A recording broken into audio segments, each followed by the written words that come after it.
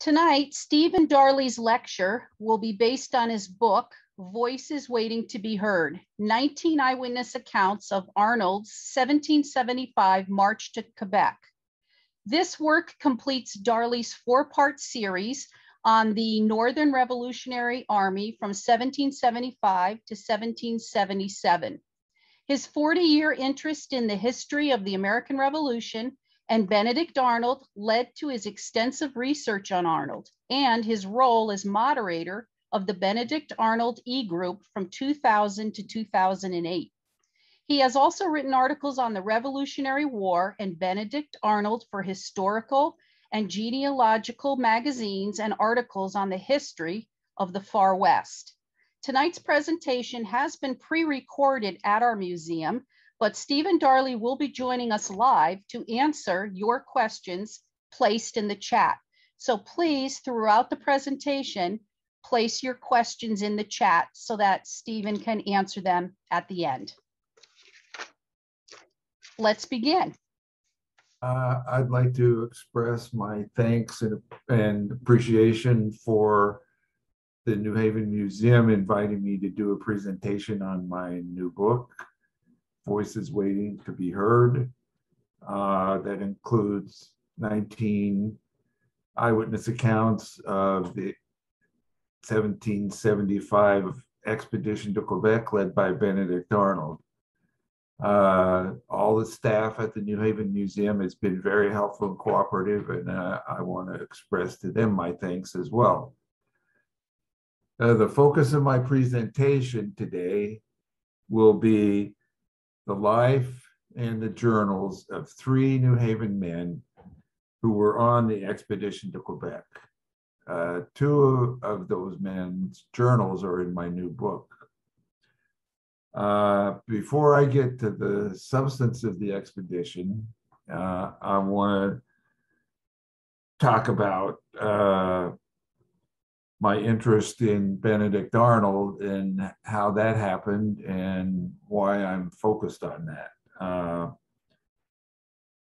Before I do that, I also want to say that I have a website where I have a number of published and unpublished articles and other information, including my books, at www.darleybooks.com. I first became interested in Benedict Arnold back in the 70s when I was reading two novels, historic fiction novels by Kenneth Roberts, well-known author from Maine. And his books were about Benedict Arnold's activities in the first 2 years of the American Revolution. And he introduced me to an Arnold that I did not really know and was very different from what I had learned in school. But I became intrigued with this Arnold and wanted to find out more. So I began doing research into Benedict Arnold and his life and his military career, as well as other aspects of the revolution.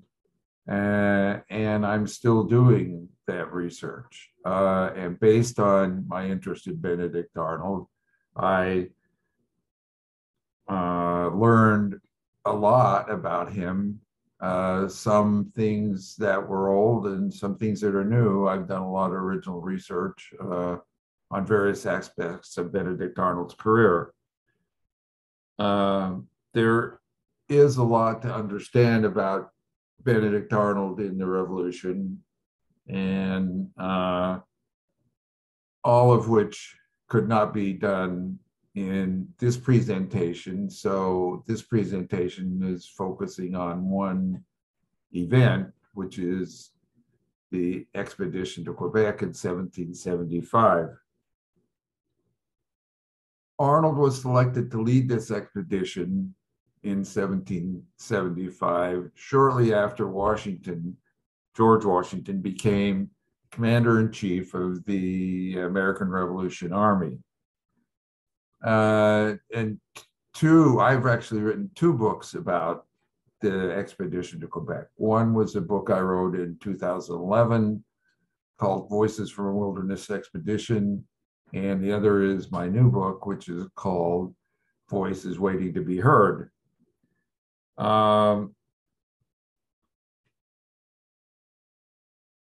It is the publication of my new book that has resulted in the New Haven Museum asking me to do this presentation. There's a lot to understand about Arnold in the American Revolution, and I will have more to say about him later, but a lot of what he did is too much to be covered in this presentation.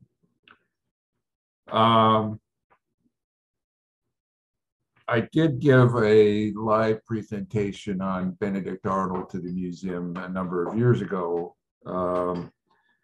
My new book provides 13 journals written by men who were on the expedition, as well as 6 pension applications of men who were on the expedition, the pension applications being my journals.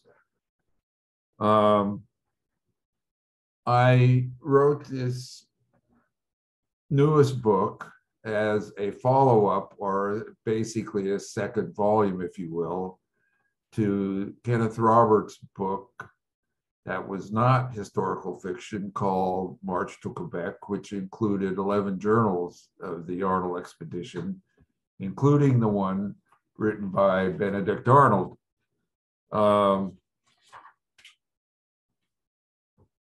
None of the journals that were in Robert's books are in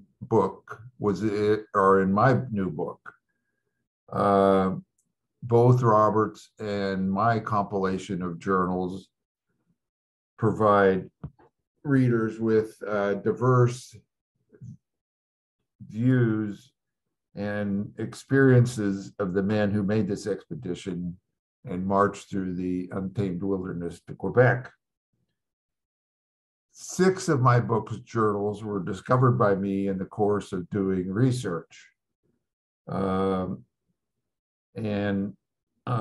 discoveries included 2 helpful referrals from a friend in Maine, Rob Stevens.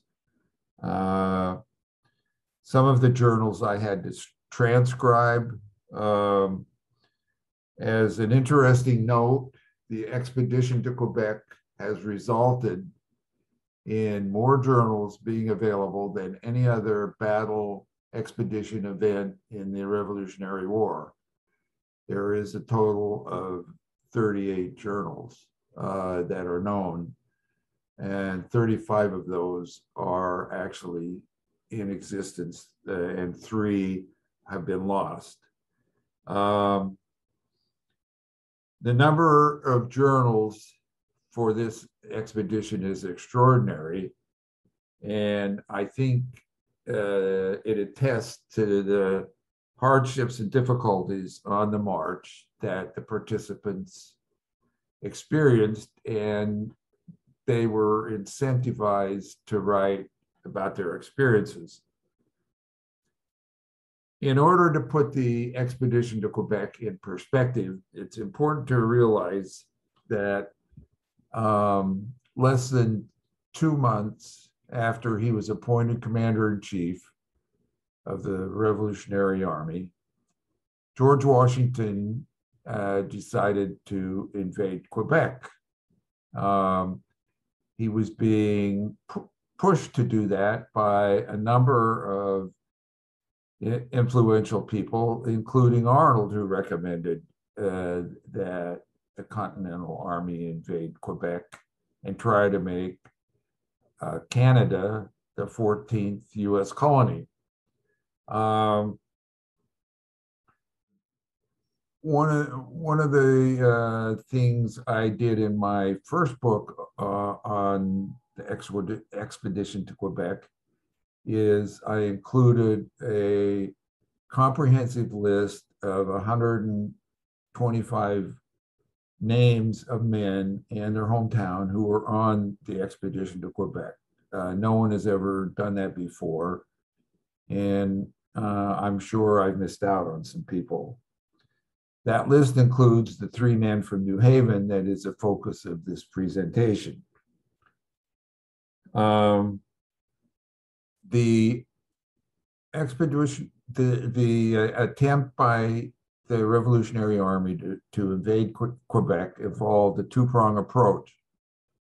The first prong and the main prong was up Lake Champlain, up the Richelieu River, to capture Montreal, and then join with the second prong to conquer Quebec.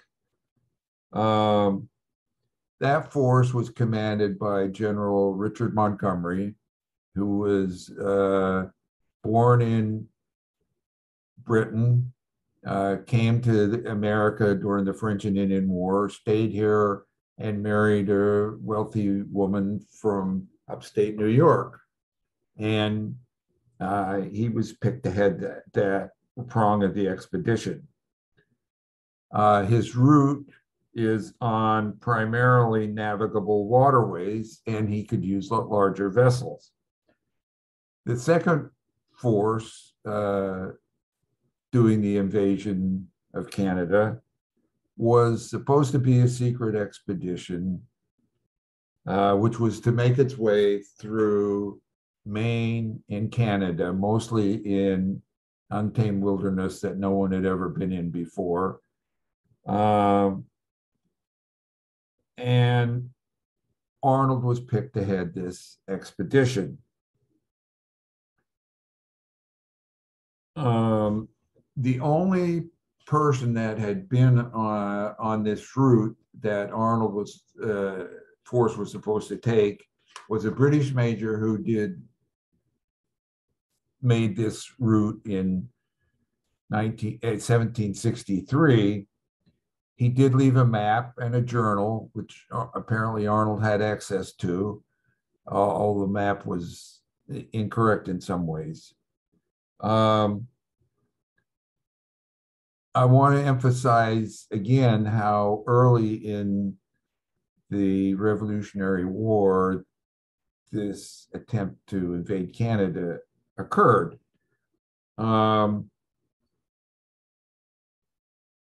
Washington had to take command of various companies, battalions, individuals who had came to Boston as a result of the Lexington and Concord event. And he had to try to make them into an organized army, which of course involved a lot of chaos. And Washington, which is quite amazing, decided to invade Canada in the midst of his trying to organize an army and keep the British pinned down in Boston. In terms of Arnold's force, there was no organized army for Arnold to head, and he had to recruit people from the troops around Boston. Unfortunately, there is no historical record that shows how he did this, but it's obvious that he got a good response since there were over 1,100 people that responded and volunteered. This was an all-volunteer force. Not clear if they understood where they were going exactly, and that nobody had ever gone that route before. Washington did assign 3 rifle companies to the expedition. They were from Virginia and Maryland, and they were on their way to Boston when that happened. And when they got there, they were told they would be part of Arnold's force. And in the meantime, Arnold had to work out various supplies, including food, arms, ammunition, and boats. This expedition was going along rivers, not large rivers, but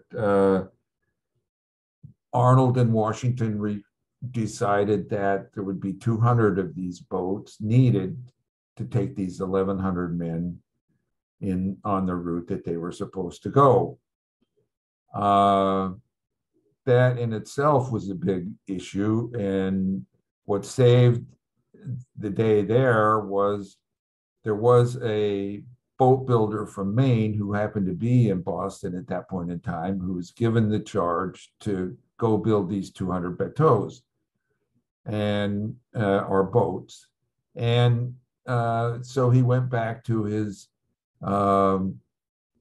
boatyard in Maine and to build these 200 boats. And he had about 20 days to do that before the expedition was going to show up and take the boats. His name was Reuben Colburn, and as I say, had a boatyard in Maine. On September 13th, 1775, Arnold's men started to move individually and in small groups from Boston, and they were going to end up in Newburyport, Massachusetts, on the coast, where they would get into boats and be taken up to Maine and up the Kennebec River. They did this secretly so the British would not be aware that there was a second army being formed to invade Quebec. On September 19th, Arnold's force sailed out of Newburyport Harbor in transports and made their way up the Atlantic coast to the Kennebec River. And on September 21st, they arrived in the Reuben Colburn boatyard to pick up the boats. By September 25th, the 1st Division had left Fort Western in Augusta, Maine, to begin the march. By November 6th, they arrived at a point across from Quebec, and with 675 men, a reduction in force of about 40%. What the dates I just talked about don't really reveal is the extraordinary difficulties that these men experienced from the time they picked up their boats until they reached Quebec. The march through the wilderness was, as might be imagined, full of problems and unforeseen conditions. The fact that the journals were written indicates that a number of the soldiers were influenced and remembered these events. Philip Cash, in his study of medical problems and disease on the march to Quebec, states, quote, "Given these incredible conditions, it is truly amazing that even this rock-hard and mule-stubborn band did not quit and retreat. The march itself is amazing and contains so many details that it alone could be the subject of a presentation. Many books have been written about the march to Quebec.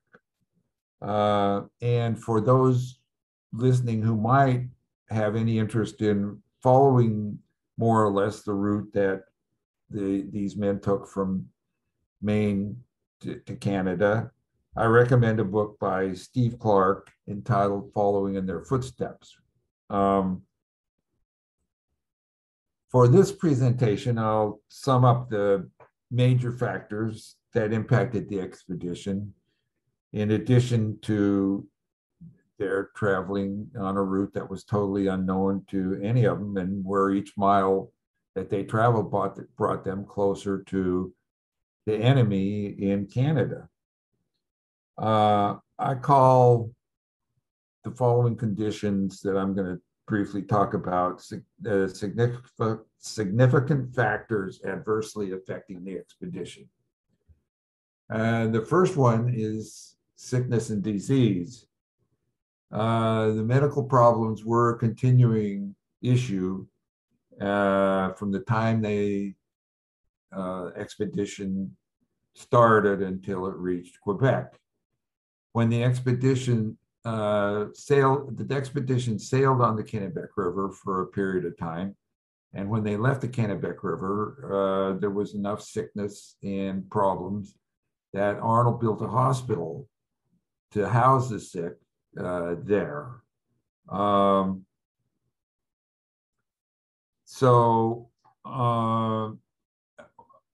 Some people have said that it was surprising that the amount of illness on the expedition was more limited than would be thought. The second problem was hunger. This related to two factors. The first is the fact that Reuben Colburn had to build his boats in 20 days. He had to use green wood. Green wood shrinks. In a boat, it shrinks and lets water in. The water would affect the supplies, and a lot of their supplies in barrels had to be thrown out because leakage damaged them. They also experienced a hurricane at one point, which I'll talk about in a minute, and that kind of weather would cause and did cause the boats to overturn and the supplies dumped in the river. The loss of food supply was significant.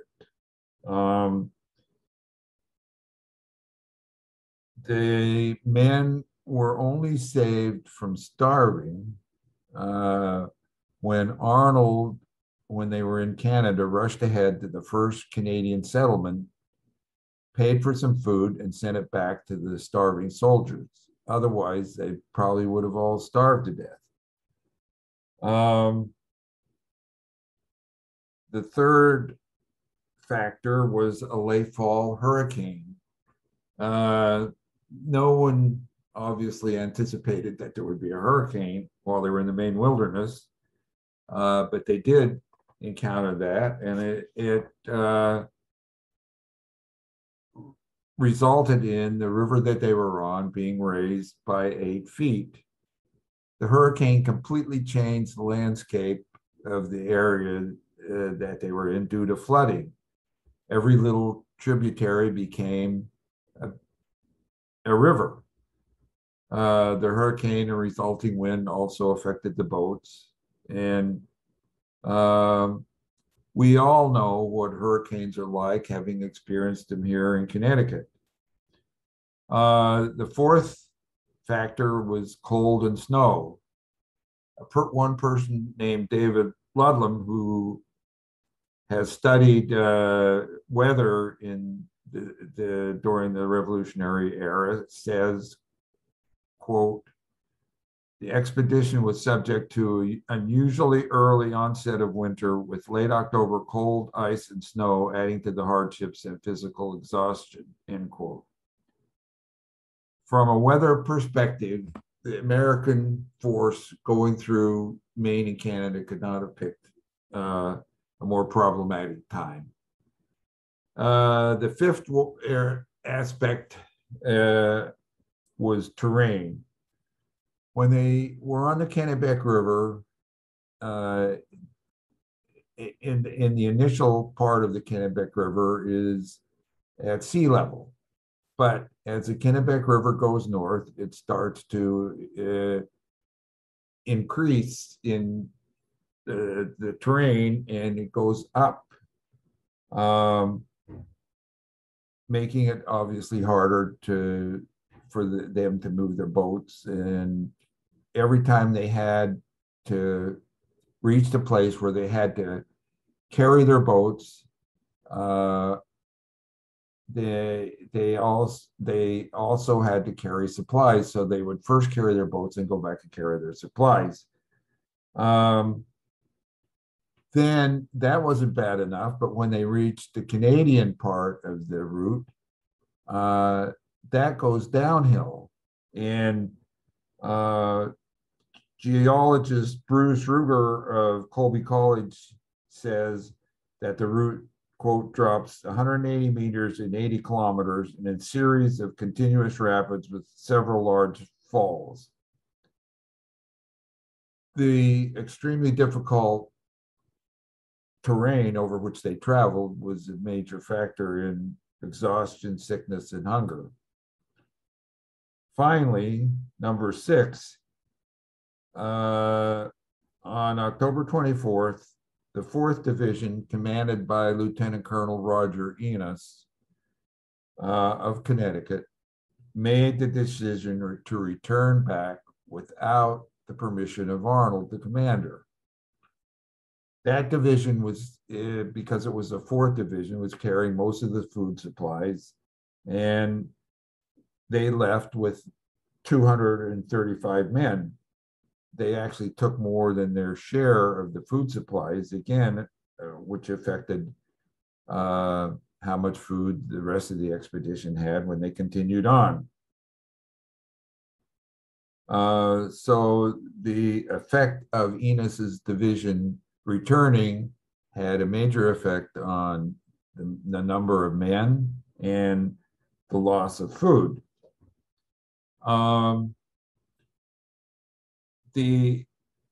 This expedition led by Arnold in 1775 was probably the most difficult, noteworthy, and subsequently neglected military expedition of the Revolutionary War. Charles Banks, who spent a lifetime studying this expedition, described it this way, quote, "The unknown heroes of this remarkable campaign may be given credit due for participation in one of the most trying tests of physical endurance in the annals of the Revolution. This military movement, though a failure, was one of the most thrilling and picturesque of the war, and like all campaigns in which Arnold had a leading part, it was dramatic and spectacular from start to the finish. Its participants earned a distinction not equaled in any of the subsequent campaigns of the war."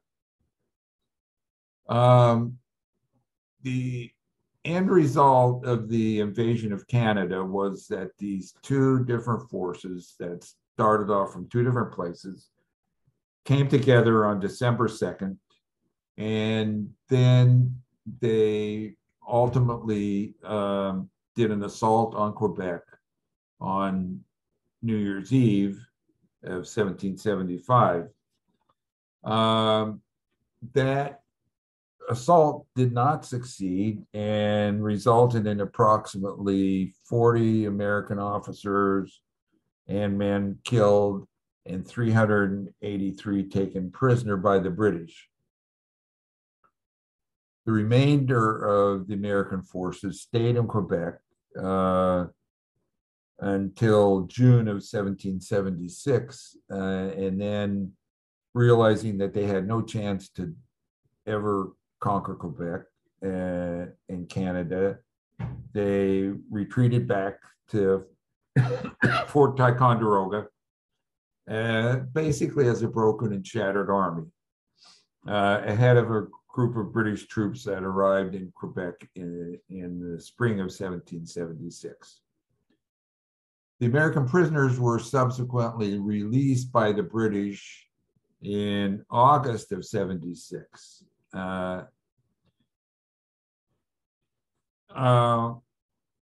At this point, I want to recognize 2 historical societies that were central to my presentation here. The first is obviously the New Haven Museum, which is home to a significant journal from this march, which I'll talk about.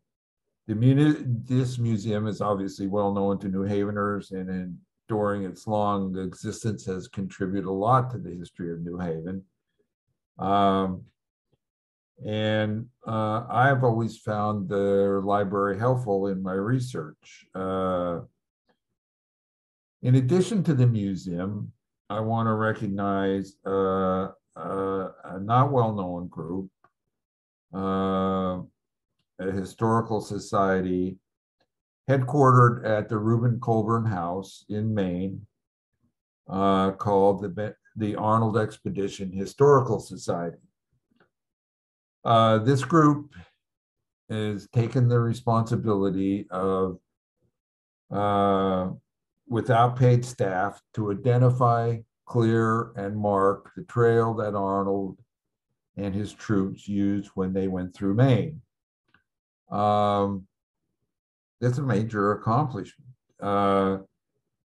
As a result, a good portion of that Arnold Trail is actually marked, and people can walk it if they want to. This is all done on a volunteer basis.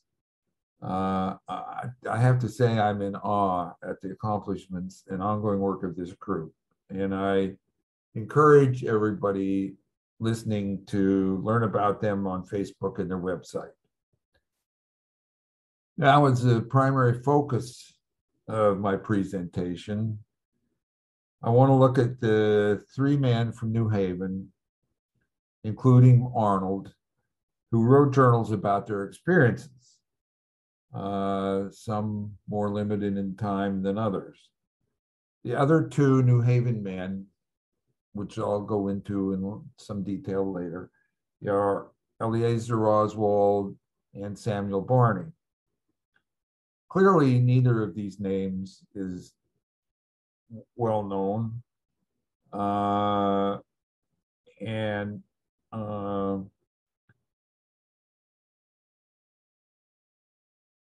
Not as well known as Benedict Arnold, for sure. Most people have never heard of either of them. These three men had very different perspectives on the expedition, and one was a private soldier, a private. One was the leader in the attack on Quebec, and the third was Benedict Arnold.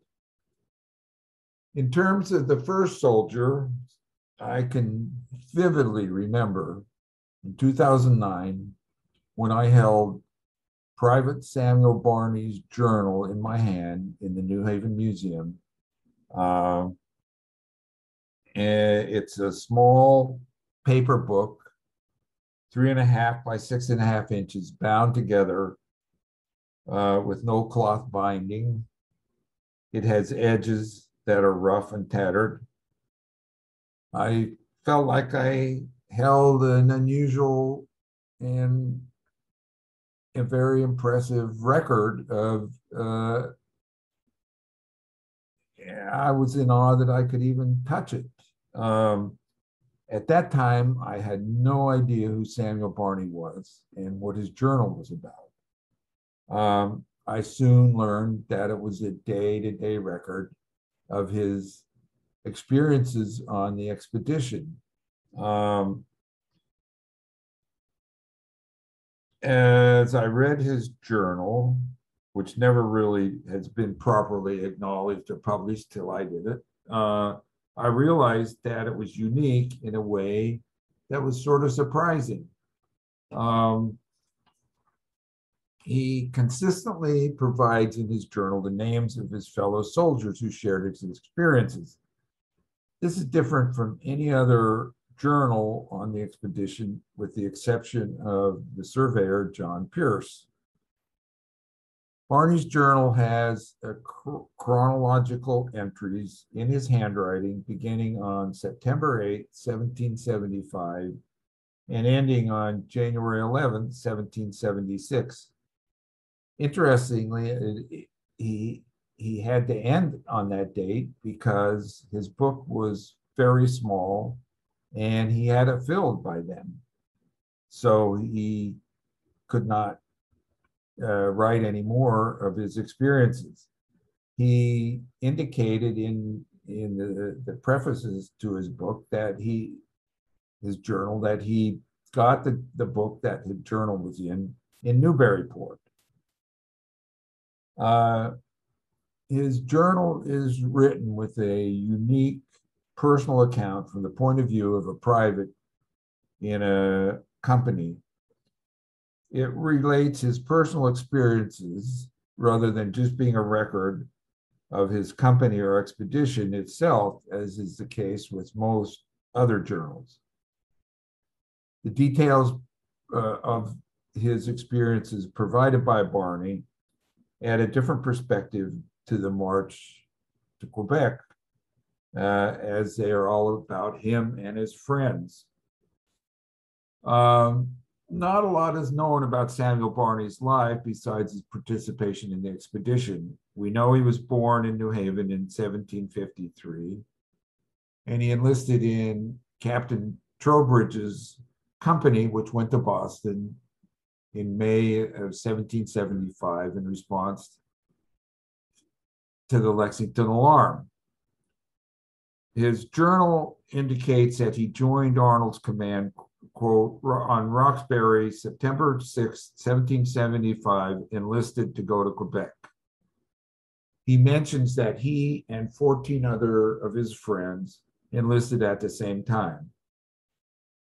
Barney was involved in the attack on Quebec, but was not one of those captured. But most of the others in his company were captured. According to his daughter's statement in her mother's pension application, Barney helped carry Benedict Arnold when he was wounded to the hospital. So he obviously wasn't there when the rest of the American troops finally surrendered. There is no other contemporary account to support the fact that Barney assisted Arnold, and none of his entries in his journal mention that. So we do not know why Barney was not captured when everybody else in his company was. But Barney continued to serve in the American Army in Canada until he was discharged by Benedict Arnold on May 22nd, 1776 at Montreal. In her mother's pension application, Barney's daughter described his experience on the march as follows, quote, "He bore his part of the dreadful sufferings of that well-remembered march through the woods and wilds of America with an undaunted heart. Although being among those who were destitute of shoes, the snow for many a weary mile was stained with his blood." His journal actually does not include similar words to describe the march, which is interesting. I'm going to indicate and read two examples of Barney's journal entries so that people can understand what he typically wrote. The first is from Saturday, the 23rd.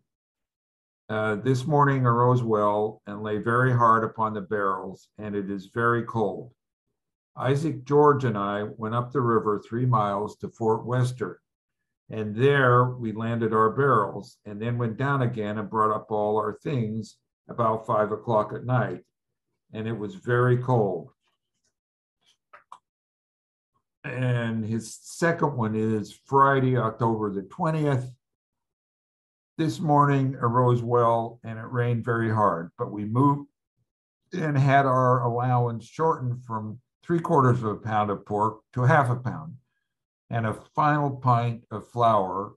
And we went up the river 5 miles and had a carrying place, which was 15 rods, and then went up the river 10 miles more. It rained all day. Wise, Swaddell, and I, those are two of his friends, in the boat. I have a bad boil and a sore shoulder. We had some bad falls. The major's boat was overset. That's his second one. That day was the day the hurricane hit, actually. When Barney returned home, he married a New Haven woman, Sarah Bassett, in 1778. He enlisted again to serve his country in March of 1779 on a ship traveling to the West Indies to get supplies. 4 days out to sea, they were captured by a British vessel. And then the people who were on that vessel were taken to the infamous Jersey prison ship anchored in New York Harbor. He was exchanged later in 1779 and returned home, according to his daughter, quote, in a very dilapidated state, end quote. His daughter's statement claims that Barney's war experiences resulted in almost unparalleled sufferings. The daughter's statement is the only record that is available to provide details about his pain and suffering. But based on his involvement in the march and being held prisoner on the Jersey prison ship, which is now famous for the suffering of the Americans who were there, it's easy to believe that her statement is accurate.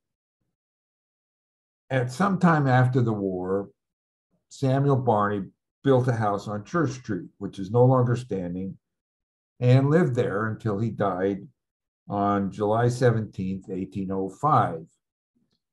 He's buried in the Grove Street Cemetery along with his wife and his son.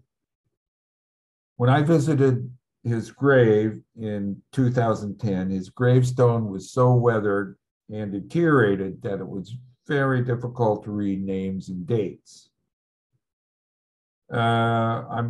Barney today remains one of the forgotten heroes of the Quebec expedition, who has never received appropriate recognition for his service or for his journal. Hopefully, my book will change that to some extent, at least. I'm now turning to the second New Havener, Eliezer Oswald. He's an unknown figure today, but his life is fascinating in a way because of the various roles he played in the last half of the 18th century. He was born in England in 1750 and came to America in 1770 after his father disappeared. He first landed in New York, and where he became an apprentice to John Holt, publisher of the New York Journal newspaper. He subsequently married Holt's daughter in 1771 and moved to New Haven after his marriage, where he continued to pursue a printing career.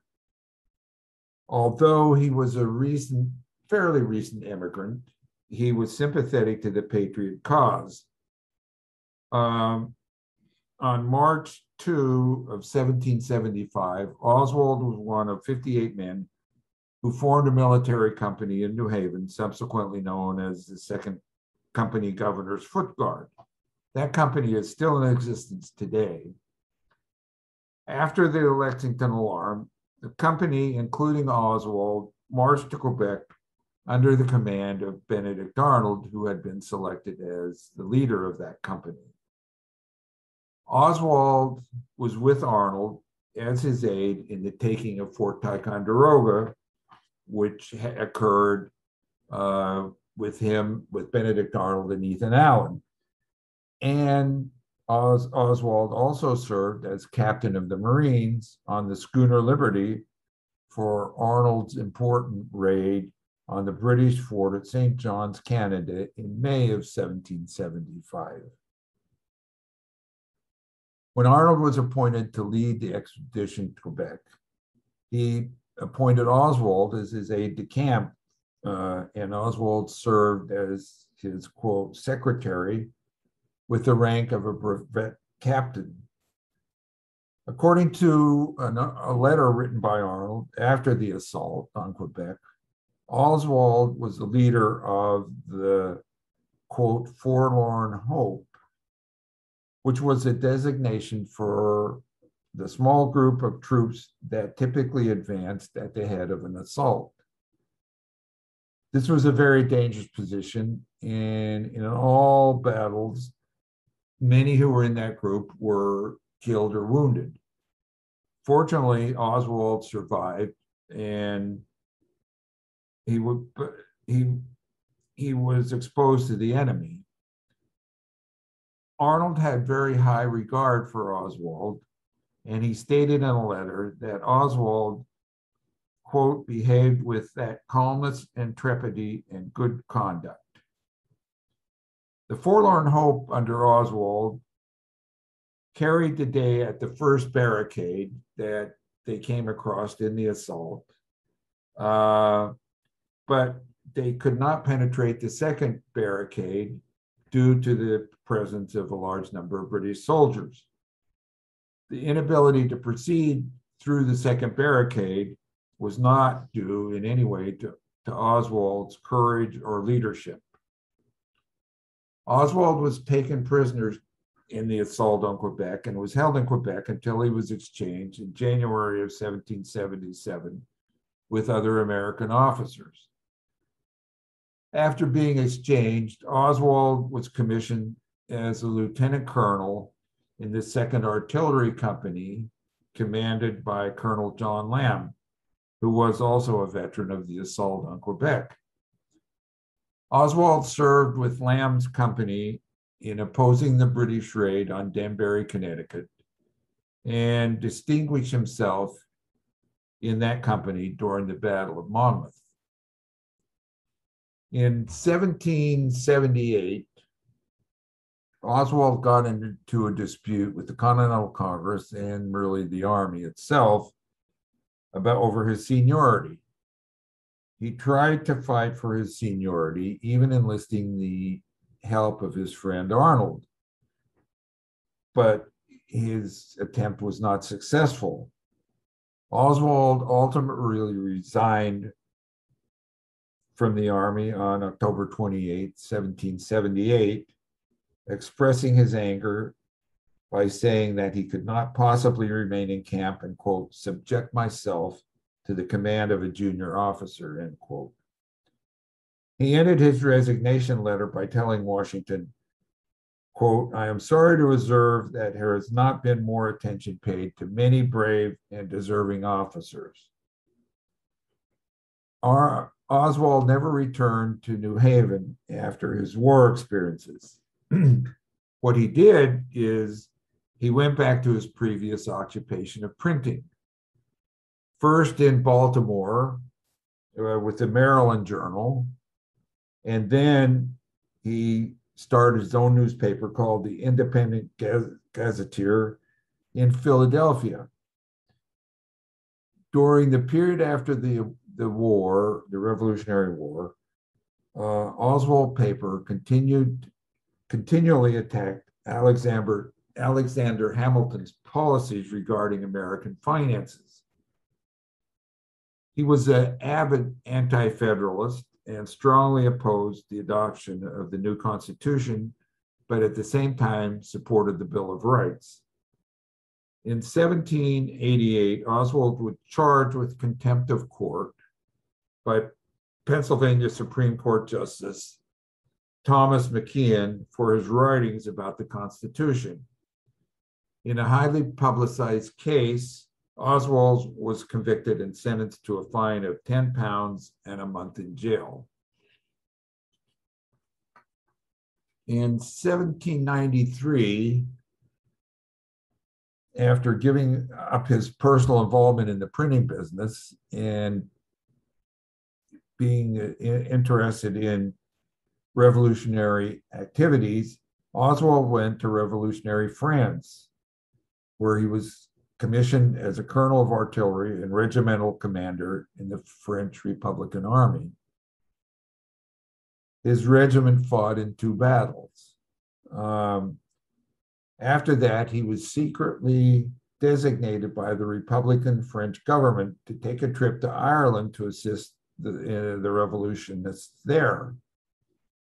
The Irish Revolution at that time did not succeed, and he subsequently returned to France, where he experienced problems with the Republican government over not properly achieving the purpose of his mission and his request for back pay.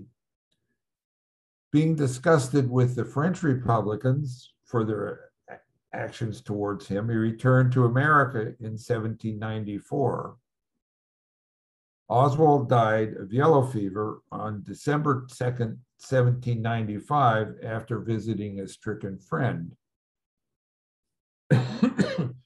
Also, Oswald is also one of the forgotten heroes of the Arnold expedition, as are his contributions to the passage of the Bill of Rights.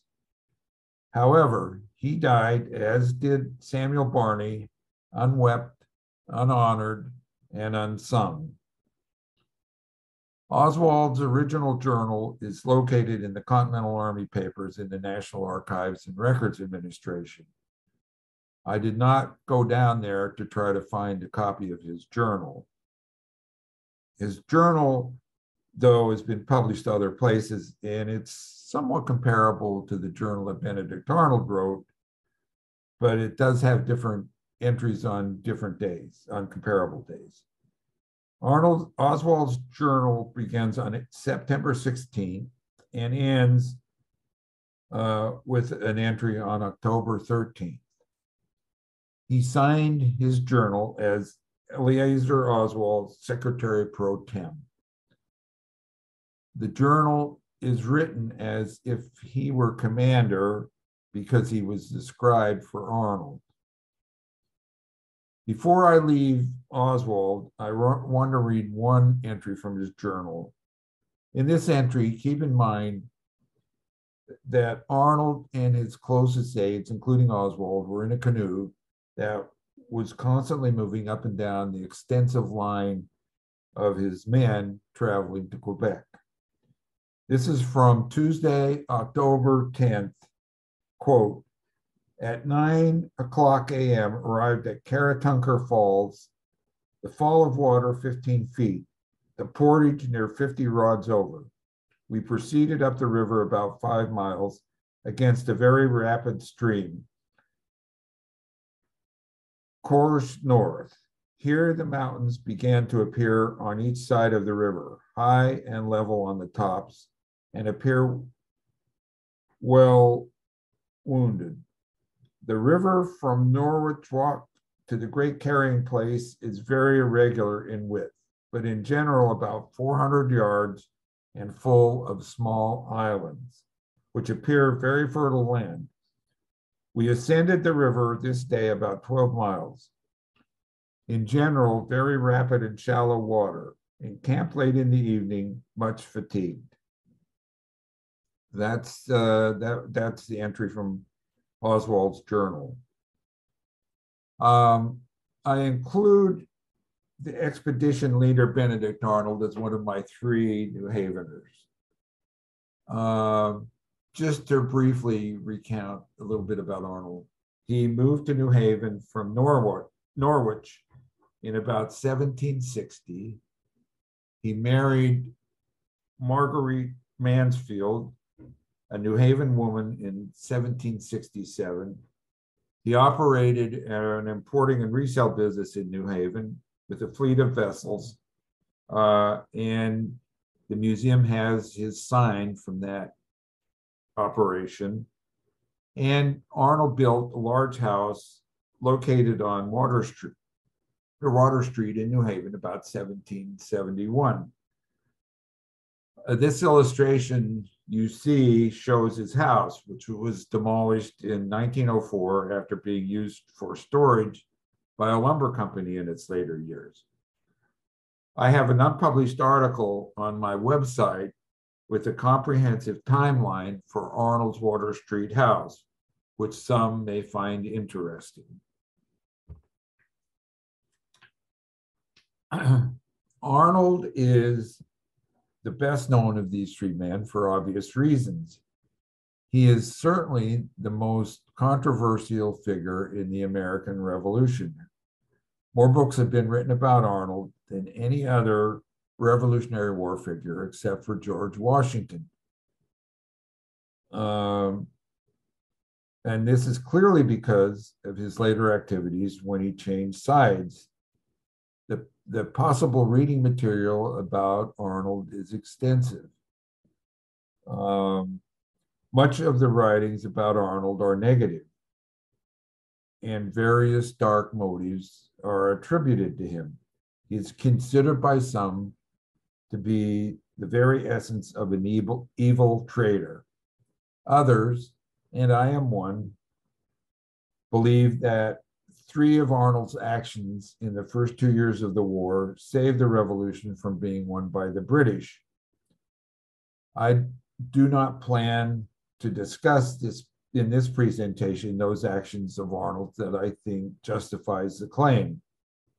This is not an analysis of Arnold's entire life. In this presentation, I want to focus only on Arnold's involvement in the march to Quebec.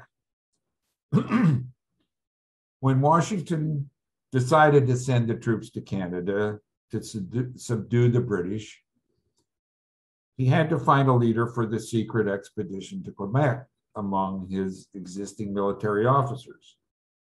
Why did he pick someone like Arnold, who he barely knew and who at the time was a designated captain? There is no letter or any surviving documents that provides a reason for Washington's decision to select Arnold. 2 things, aside from his dominating personality, might have been in Arnold's favor. First, he had previously been to Quebec at least one time on business, so he was uniquely familiar with the river, the terrain, and the walls surrounding Quebec. He was familiar enough with Quebec that he had business contacts there. Second, he had unrivaled experience commanding men on vessels, having sailed to many destinations in the Western world on his ships for business purposes prior to the war. His knowledge of countries outside America, including Canada, and experience with water travel was important. I argue that Arnold's selection was a very smart decision on the part of Washington based on Arnold's actions during the march to Quebec, the assault on Quebec, and the final return of the troops to Fort Ticonderoga. I ask, who else among the existing American officers under Washington could have matched Arnold's achievements on the march? It would be difficult to identify anyone. In all aspects of the Quebec expedition, Arnold was an exemplary leader. He was wounded in the left leg in the assault on Quebec and was taken to the hospital. His wound left him hospitalized for a few weeks, but during that time, he still commanded the approximately 258 remaining troops that were not captured by the British until he was relieved by General David Worcester, another New Havener, in the spring of 1776. Why do I say Arnold was an exemplary leader who deserved acclaim and honor for his actions? These are just a few examples of why I say that. First, he provided boat builder Reuben Colburn with a detailed written specification about the boats he wanted built. There were few, if any, other American officers at that time with sufficient knowledge to write those specifications, and they were appropriate for the purpose, being large enough to hold 5 or 6 men. Arnold correctly estimated the 45-day time frame it would take for the expedition to get from Maine to Canada. His estimate of supplies needed was for 40 days. Thinking ahead, Arnold arranged for provisions and transport vessels to be waiting in Newburyport to get his troops to Maine. When Arnold was on the expedition, he sent scouting parties ahead of the main body to report on the route to be encountered, since they had no real knowledge of the route.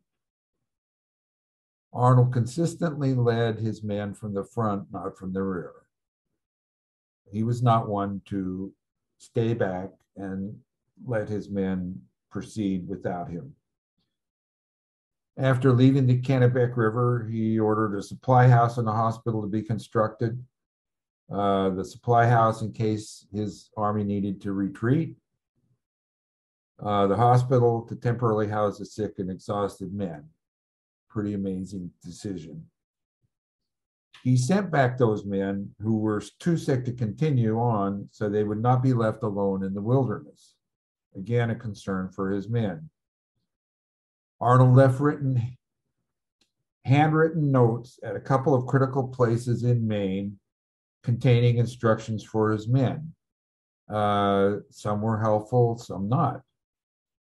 He led a small group of men to hurry ahead to the first French settlement in Canada to send food back to his men, which prevented starvation. Again, an amazing accomplishment.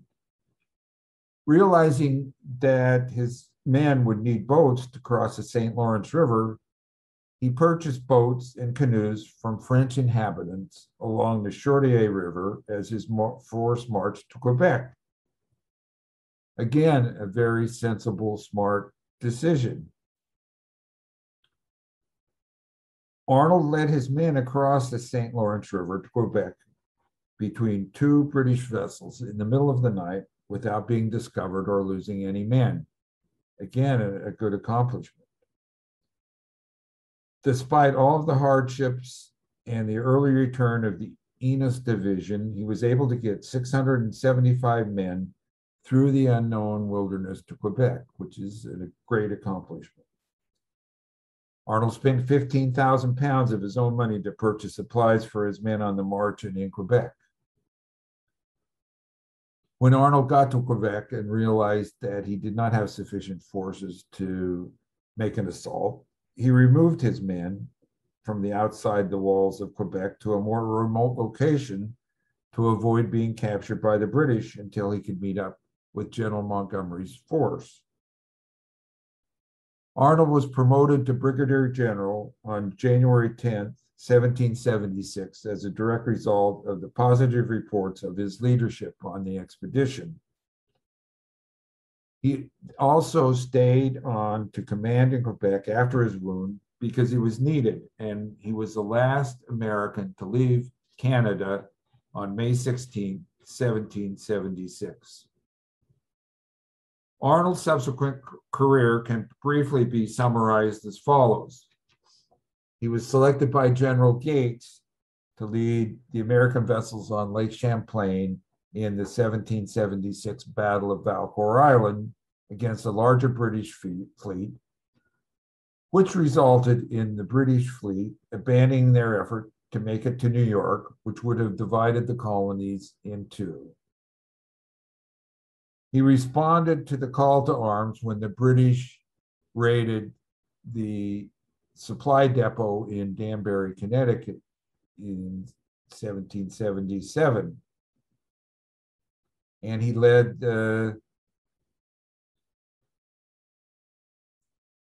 effectively led the men who responded to that British force.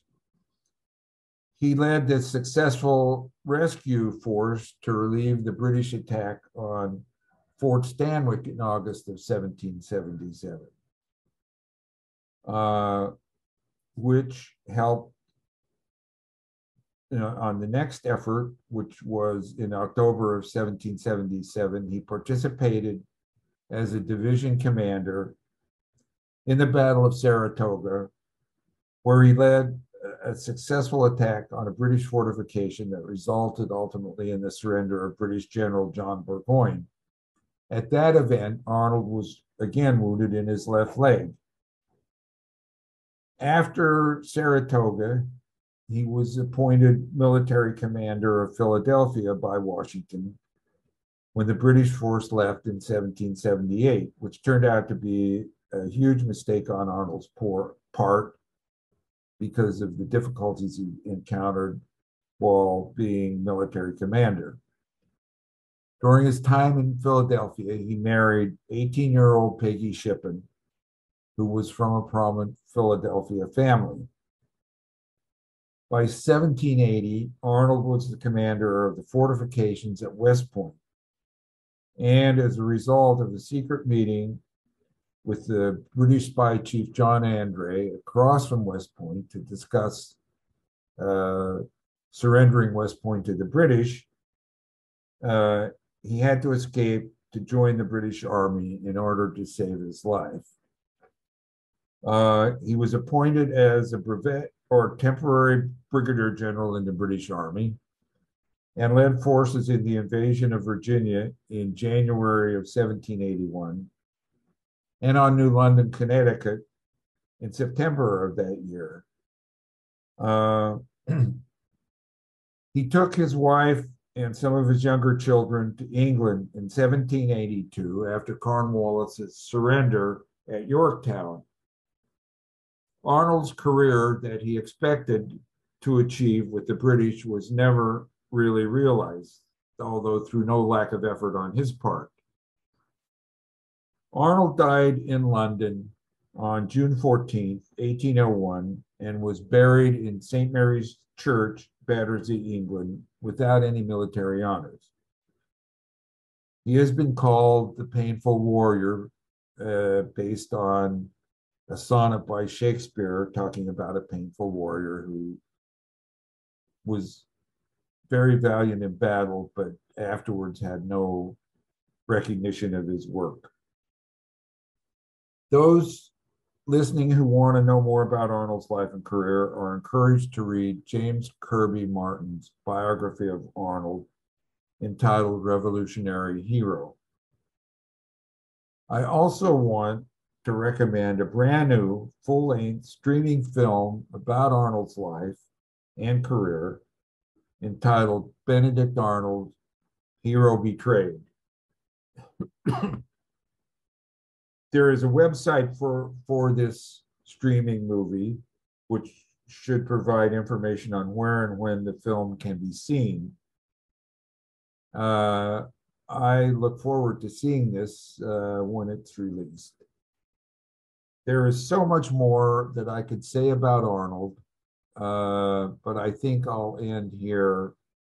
Thanks so much for listening, and I hope you have now a better understanding of the expedition to Quebec and the 3 New Haveners who were part of it, who need to be prominently honored.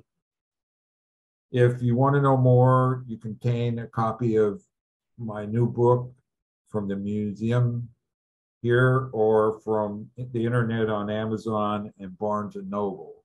Thank you. Thank you, Stephen. And I'd like to welcome you to join us now for our question and answers. We actually have quite a few questions that have come through. So if you're ready. I'm ready. I'll fire them. So early on in your presentation, John asked that he never knew there was a strategy to make Canada a 14th colony. Why do you think it has not gotten the historical play it should have? Maybe because of the negativity associated with Arnold in American historical literature? That's probably one factor. Another thing is that it was not successful. So I don't think people wanted to emphasize this effort to invade Canada, make it the 14th colony, but it wasn't successful. And basically the army retreated in 1776. So it would not be the kind of thing that early on in the revolution they would want to emphasize, and that's sort of carried down through the time since then.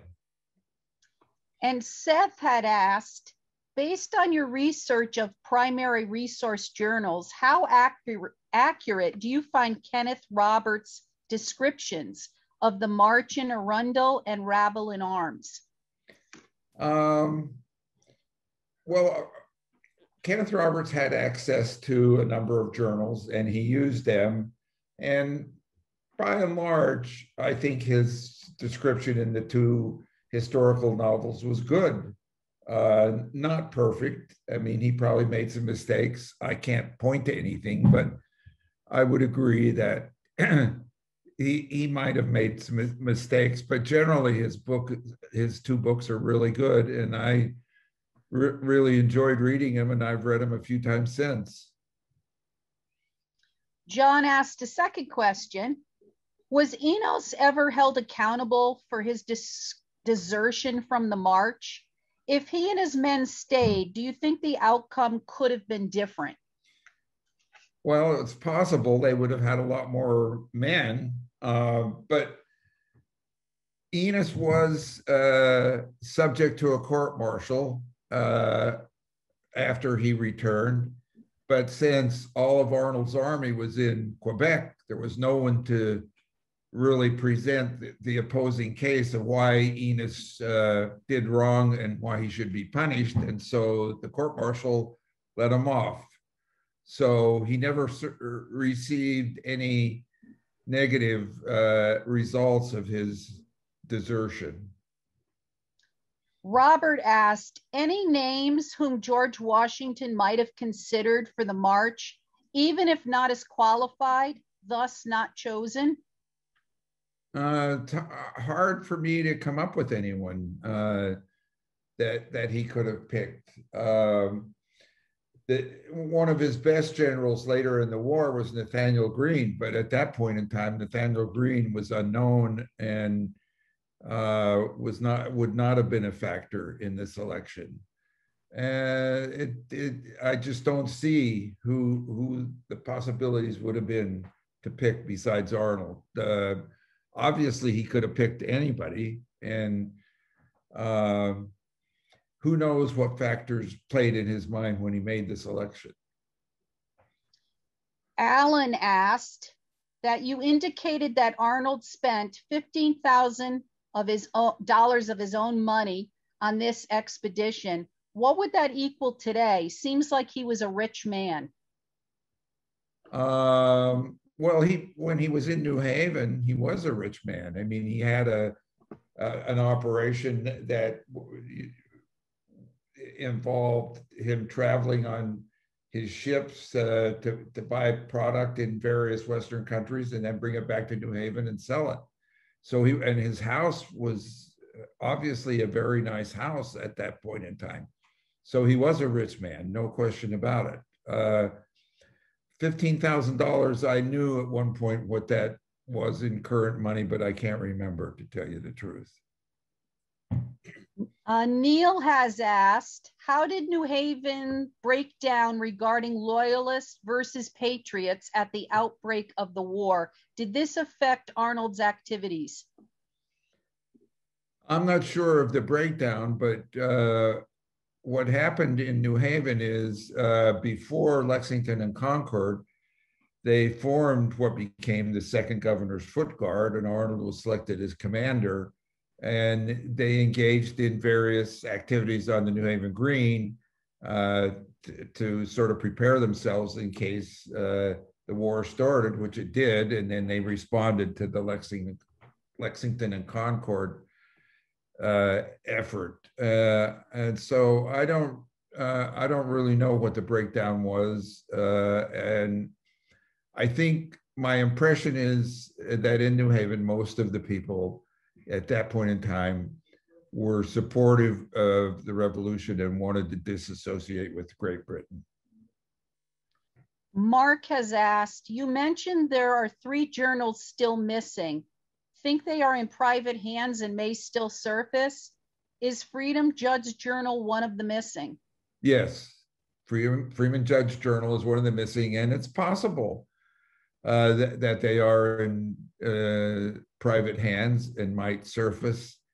I'm surprised that I found 2 previously unknown journals in the past few years as I was doing research. So I think anything is possible. And Mark has done an amazing job on researching Freeman's journal. The last question is actually from me. In the factors that adversely affected Arnold, given the weather, the terrain, the illness, did they learn a lesson? And in future marches, did they plan better or have better? I think as time went on, they planned better and things went better. To send a march that early in the revolution through routes in the wilderness of Maine and Canada, you got to expect a lot of problems, and they had a lot of problems. But there were also times later in the revolution when things didn't go so well. So, you know, planning in a lot of ways, depending on who the commander was and how involved Washington was spotty, I think. We just got another question from Marlene. Was Arnold involved in the New Haven attack? No, Arnold was elsewhere when the New Haven attack occurred. So he was not involved in that. Interestingly enough, Barney's wife was influenced in that attack when the British came into New Haven. They ended up at their house, and Barney was away, but she had to leave with her daughter because the British were forcing their way in the house. So it's interesting what New Haven experienced, but Arnold wasn't involved. I have another question. What was it that piqued your interest in researching and learning so much more about Benedict Arnold? I would say it was as a result of when I read the two historical novels by Kenneth Roberts and realized that there was a side of Arnold that no one talked about, that I'd never heard about in school and I never read about. And that's what got me really interested is that. And the more I got into Arnold, the more interesting he became. And I've, you know, spent almost 40 years dealing with it, researching it. Steve, I was wondering if you could repeat the title of James Kirby Marshall's book for our audience. It's geez, I can't remember, but it's a good biography, and people would, I think, enjoy reading it. And we have a question from Kate. Wasn't that product he was purchasing or smuggling basically sugar, rum, opium, and cocaine, and that is how he got rich so fast? Do you think he was fueled by cocaine and opiates? No. And that affected his judgment and behavior while energizing him? No. Also, did he not have his own entourage of African slaves and benefited by his years spent up at Crown Point and Ticonderoga during the French and Indian Wars when he was only 15? There's no record that I know of that would support Arnold owning a bunch of slaves. Certainly not at the age. At that age, he was in Norwich, not New Haven, and his family in Norwich. By the time he was, I think, 10, his father had blown all the money that they had. That was a poor family at that point. So. And there's no indication that Fort Ticonderoga and Crown Point had any effect on what Arnold had in terms of African slaves or anything like that. So I don't really have any answer other than that. And I'd just like to thank Robert and Donald. They pointed out that it's James Kirby Martin. Right. And it's called Benedict Arnold, Revolutionary Hero. Correct. Correct. So thank you for that, Donald and Robert. I don't see any other questions. I just wanted to once again thank the UI and their Lighting Up the Arts program for making this presentation possible. I'd also like to thank you, Steve, for coming on down and recording at the museum, spending some time with us there and spending time with us tonight live. It was a very informative presentation and we are very grateful. And I'd also like our audience to please join us for our next presentation on Thursday, October 28th. It's with Nick Bellantoni and Gary Aronson, and they are going to update us on the New Haven Greens Lincoln Oak. You can find the link to register for this virtual presentation on our website, newhavenmuseum.org, and you will find our calendar with the link under Visit. And during the course of the presentation tonight, I did post information regarding Steve's book and how you may purchase it. So again, Steve, thank you so much. We really appreciate all of your hard work and your great presentation. Thank you. Good night. Good night.